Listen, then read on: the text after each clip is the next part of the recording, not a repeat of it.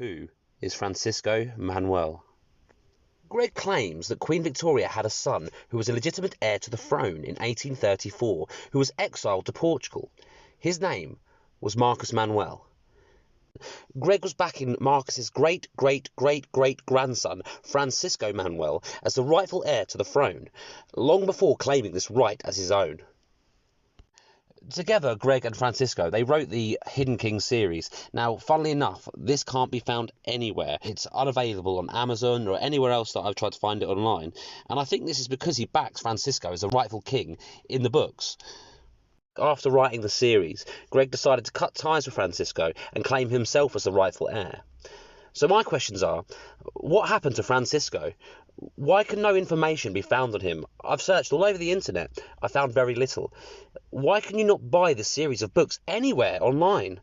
None of his supporters appear to have read it. There's no excerpts that seem to exist anywhere on the internet. Before she was crowned Queen, Princess Victoria married the second in line to the throne on the 9th of March 1834 in Brittany.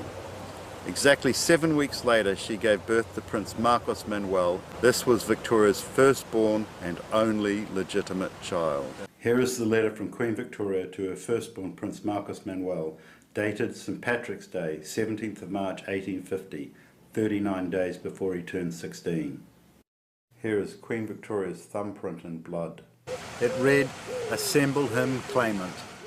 This is recorded in The Hidden King of England, Arma Christi Unveiling the Rose. Exactly 19 and a half years later, Queen Victoria made Prince Marcus Manuel King John II of England, 6th of October 1869. Queen Victoria was then relegated to Victoria Regina, Empress of India. He's been staying in Portugal quite a bit, and there's this guy, it's very, very funny. There's this guy who plays him like a kind of like a musical instrument, like this guy called Francisco Manuel.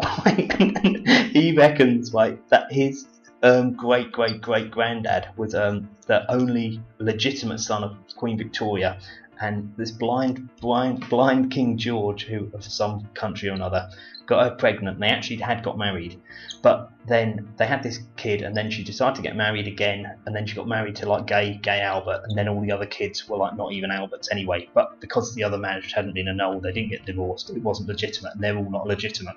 And then this guy'd been hidden in Portugal.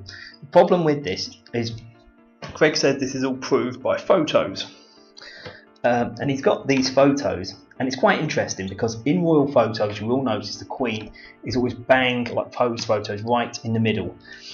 And it is true that when you've got these big wigs, you can tell certain things. There is obviously an element of sort of symbolism. They don't put the Queen just looking in the side and a load of people like eating a trifle or something. She's always bang in the middle of like a pose photo. That's the way it works.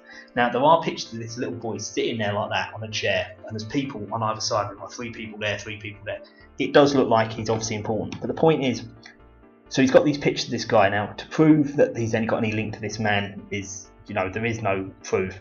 And then he goes, they're all royal princesses. And you're like, okay, like, well, if they're all royal princesses, can you prove that each of those faces, put other pictures in, because this is a little book he was writing on behalf of this Francisco Manuel.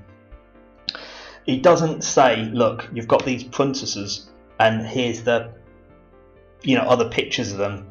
And this is how, you know, so you could say, oh, that looks like a, yeah, I can see. And apparently all these royal princesses went on to be like queen, you know, they got married to like the top royals in each country, like Sweden, Switzerland, whatever.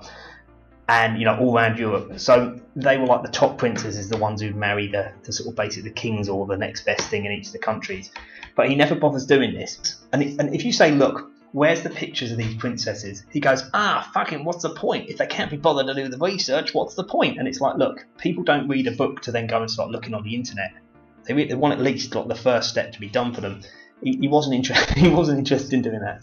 Then he starts going on about these things called royal marks. Royal marks. Now, if you put royal marks into the internet, nothing comes up. And he's saying these are royal marks that royals understand, and that they mean that this person is the king, and they all reckon he's the king. Right now, this Francisco Manuel is an antiques dealer, yeah, and also apparently he's got a brother in Portuguese intelligence, and he lives in Portugal, sorry. and he lives in this place called the Citadel or something. I forget what it's called anyway. It looks quite a nice, idyllic place he lives. But even though he wants Greg to kind of let his story out, because he reckons he's the true line to the throne of England, right? When Greg goes to stay with him, even though he's got quite a bit of land and stuff like that, he doesn't let Greg stay in his house. He makes him go and stay in a hotel at €40 a pop. And like, this hotel's not particularly good, so and there's no real shops around there for food, you got nowhere to cook, so you have to go to restaurants every night. So basically, this guy, he wants to like claim the entire British Empire as his own, but he won't put Greg up in his house. But Greg, I don't know how, he's fucking gone mad, and he thinks that this guy is like, you know, the bee's knees, and because he's being sucked in by it, he doesn't want to admit he's being fooled. Tipped over from winter into summer season. I was living 100 metres from the coast in the Algarve. So I went down to Beneka, had a coffee and a beer. I thought, where am I going to live? You know. And I just had this memory that I wanted to live in a cave in Europe, and it was warm enough. Yeah. So I just wandered for 45 minutes, found a cave, slept on that. I was there for about 123 days, but because of giant waves coming up, hitting the 40-foot cliff face and going up another 50 feet, I didn't sleep there the entire time. So I slept there 100 days. So it's extremely funny because Greg, I mean, he's extremely amusing. He's one of the most entertaining people you'll ever meet. There's no question of it. But the point is, he is a dickhead, right? And this guy has just played him like a complete fool, and it's so funny, right? And basically, so he's promoting this guy, and as a result, this guy has sort of knighted him a while ago. He's knighted him, even though he's not been crowned a king. And Greg knows all about this stuff. He knows you're not the king unless you've been crowned, and you've got to be crowned at Westminster Abbey if you're an English king. He knows that there's always been disputes about each of the monarchs over the years, but you're not the king unless you've been crowned, have you? You know, you can't just say, well, I am, so this. You've got to put a challenge in. Now, the funny thing about this is, that gets much more amusing is, then it changes, and he's actually got a YouTube video of him being crowned a prince and Lord Chancellor. Right, and this is where it gets even more funny. When he says, I am Lord Chancellor, it's like that guy Brian Gerrish who works for the UK column. He talks about UK rather than the UK. Right? If I was saying, I am the mayor, I don't go, I am mayor. It's wrong. That's not how you say it. So he goes, I am Lord Chancellor.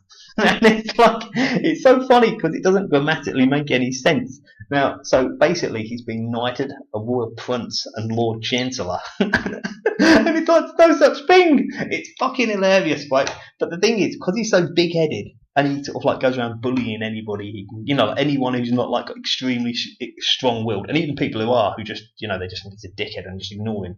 He's constantly bullying people, and this guy's sucked him in, and he's just made a complete arse of him.